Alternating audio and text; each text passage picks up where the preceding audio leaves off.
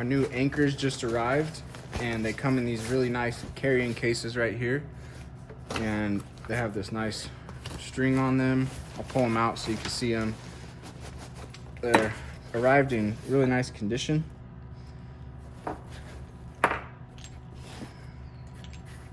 So you get a little closer to the camera right here. You can see it has some readings on it right here, 1.5 pounds. Let's get this, there we go.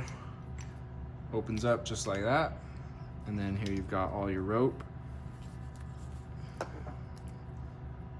little flotation device, carabiner on the end. And then you get the same thing in this other bag as well right here. Pull this one out and show it to you. Here's a look at this one. You can see it's got some good points on it. And it's pretty good rope.